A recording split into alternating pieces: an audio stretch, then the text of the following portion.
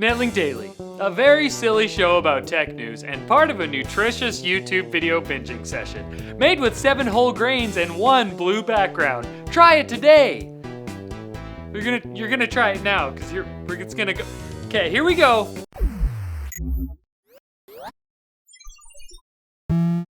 Last week, we talked about a report from PC Gamer that claimed Nvidia would pretty much stick full-featured versions of the desktop GTX 1080 and 1070 into laptops, but now that's been called into question.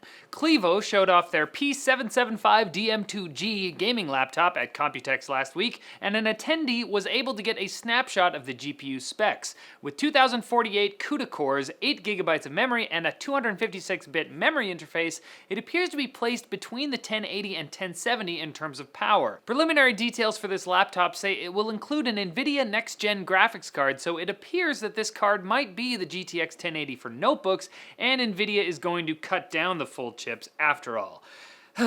It's a cruel world.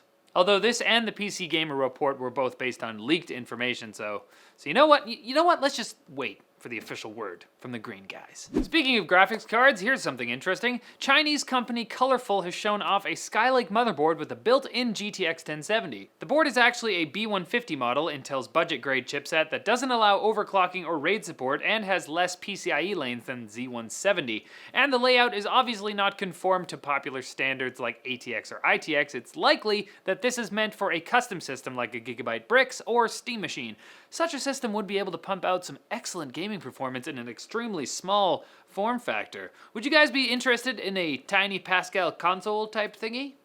Leave a comment. And many people weren't happy with Star Wars Battlefront when it launched, including me, so a group of Russian developers called Frontwire Studios took it upon themselves to help make a better one. Frontwire got their hands on the code for the original Battlefront 3, which was once being developed at Free Radical Design before the project was scrapped in favor of EA and DICE's new game. Interestingly, their project, which they've named Galaxy and Turmoil, and which adds back things like land-to-space battles and a single-player campaign, has now been approved by Valve for distribution on Steam. The game will be released for free, so even though it uses an untold number of assets owned by Disney, it could be classified as fair use if its developers don't make any money from it. Still, we haven't seen any official statements from anyone except Frontwire, so we're either about to see a fantastic triumph for Star Wars fans, or a horrible smackdown by EA.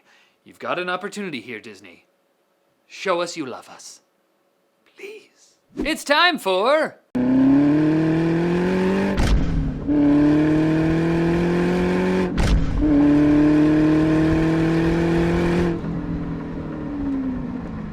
Wow. Thanks, Kyle. Kyle Svt. Pretty car. I only saw the one side of it, but it was shiny. Send us a clip of yourself saying quick bits for a chance to get featured on Netlinked. Samsung officially launched the Galaxy S7 Active, featuring the same internal specs as the regular S7, but it's now up to the US military standard 810G for ruggedized devices, so it can really take a beating.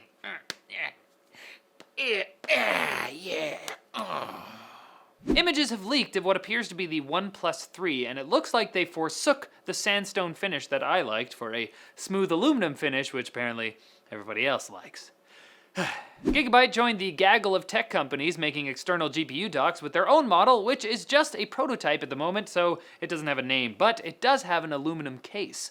See, what is this? Google published a demo video showing how Android apps were going to work on Chrome OS so skeptics can see the light for themselves. Ubisoft has published a teaser site for Watch Dogs 2. It only shows a character's hand holding a phone, but man, he looks shifty. We'll find out whether we can trust him when they officially reveal the game June 8th at 9 a.m. Pacific. And Danish company Lumagon has released the T3, the first phone with a night vision camera. Great for sneaking up on people, except the light from the phone would probably give you away, so... might be useless. News sources for all of today's stories can be found in the forum post linked in the description. Ich mag Bratwurst. Magst du Bratwurst? What do you mean you don't like bratwurst? What's there not to like? Come on! So you guys might have noticed we put up an unboxing video last week. Intel sent us a bunch of swag and a pass to PAX West because they're running a contest called the Intel Extreme Rig Challenge. What the heck is that?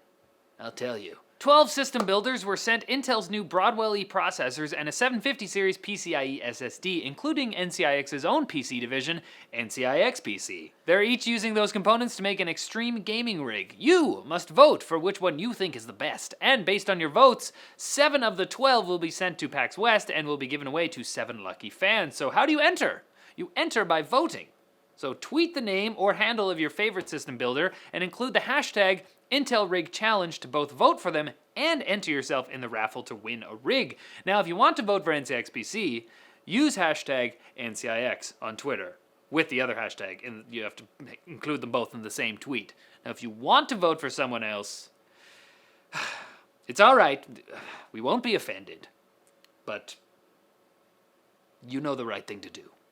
Alright, that's it for Netlink Daily, guys. Thanks for watching. Click here for more videos. Follow us on Twitter over here. And don't forget to like and subscribe for more videos like this from NCIX. And remember, I'll always be there for you. As long as you have an internet connection fast enough to play videos off this channel, I'll be here for you, right here, in a video.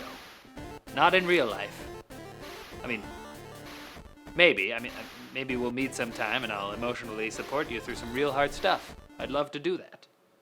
But other than that, I'll be on the channel here anytime, so.